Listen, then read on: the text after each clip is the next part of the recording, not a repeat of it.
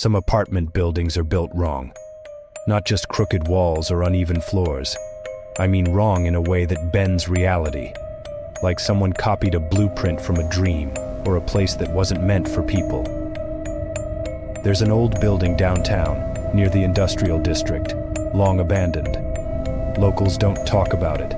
No signs, no real address. But some nights, if you're walking alone, you'll see a stairwell in the alleyway. Just a stairwell. No door, no markings. 13 steps, going down. And if you take them, you don't come back the same. This is what happened to Leah Madsen when she followed her friend down those stairs. Leah was a photographer. Obscure buildings, urban decay, forgotten spaces. That was her thing. She loved chasing places no one cared about. Places with no history. Or worse, places with history that people wanted to forget. Her friend Andy had found something. Texted her late one night. Found the place. Concrete stairs in an alley off 53rd. No door, just steps. Want to shoot it with me? She said yes. That was her last normal decision. The first visit. It was colder in the alley than the rest of the city. She felt it immediately.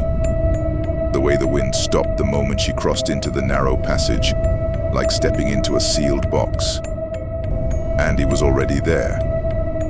He stood over the stairwell, staring down. A perfect square cut into the pavement, with 13 steps going into pitch black nothing. No graffiti, no trash, not even dust. Andy tossed a pebble down. No sound, no echo, nothing. Feels like a stage, he joked.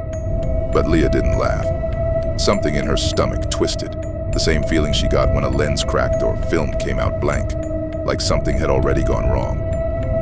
Going down. They descended, slowly.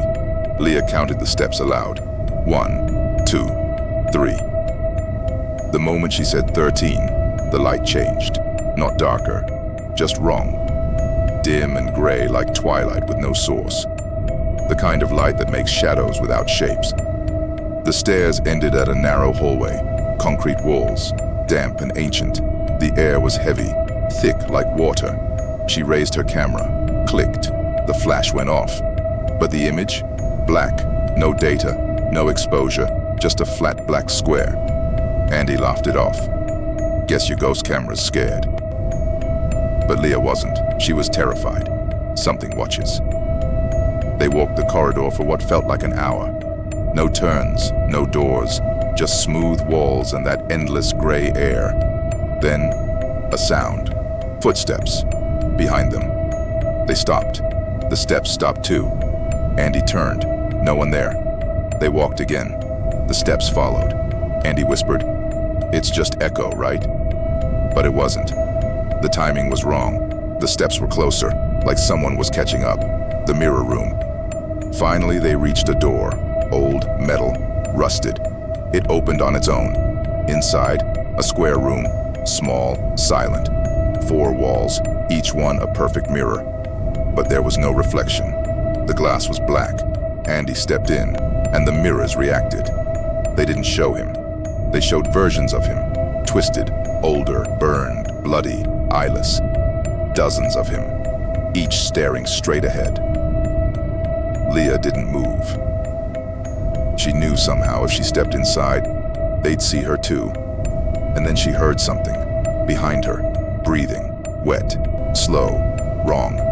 She turned, nothing. When she looked back at Andy, he was gone. The loop, she ran, back into the hallway, sprinting, 13 steps back up, only there were more. 14, 15, 16. She counted out loud, panicking. 28, 42, 87, no exit. The stairwell spiraled endlessly. She dropped her camera. It kept falling. For minutes. Then the lights went out. Pitch black, no sound, except breathing. Right next to her, the voice. She heard her name. Not shouted, whispered, like someone was inside her head. "Leah, you're almost ready. Just one more step." She fell, but didn't hit the ground. She landed In her apartment. Daylight. Her bed. Normal. Breathing hard. Her phone on the pillow beside her. One new message. From Andy. A video. She opened it. It showed her sleeping. From across the room, and behind her, barely visible in the darkness, a figure. With her face. Smiling. The final step. She never saw Andy again. She tried to report him missing. No records of him anywhere. Even their texts were gone. Even the photo of the stairwell. Black screen. No metadata. Just the title. Step 13. That night, she returned to the alley. No stairwell. Just pavement.